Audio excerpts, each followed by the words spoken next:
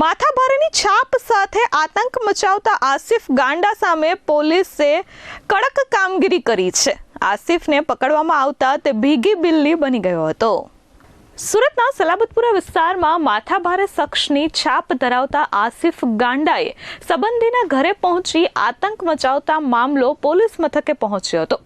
આસિફ ગાંડાએ હાથમાં છરી સાથે મચાવેલા આતંકના બનાવના સીસીટીવી ફૂટેજ પણ સામે આવ્યા હતા અને તે વાયરલ થયા બાદ ભોગ બનનાર પરિવારે પોલીસનું શરણું લીધું હતું। આ મામલે સલાબતપુરા પોલીસે ગણતરીના કલાકોમાં આતંક મચાવનાર આરોપીઓની ધરપકડ કરી છે, જેમાં પોલીસે આસિફ ઉર્ફે આસિફ ગાંડો, મહેબૂબ મિયા શેખ, ફિરોઝ યુસુફ શેખ, સાહિલ અસગર શાહ અને મોહમ્મદ આરિફ સફીક અહેમદ શેખની ધરપકડ કરી છે।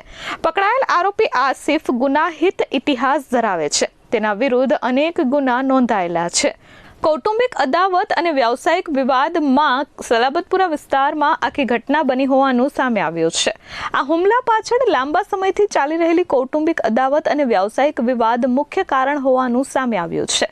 પીડિત હુસેન અબ્બાસ દાગીનાવાલાના જણાવ્યા અનુસાર તેઓ વર્ષ 2019 સુધી આસિફ ગાંડા સાથે જ ભાગીદારીમાં ધંધો પાણી કરતા હતા, પરંતુ ત્યારબાદ તેઓ અલગ થઈ ગયા હતા।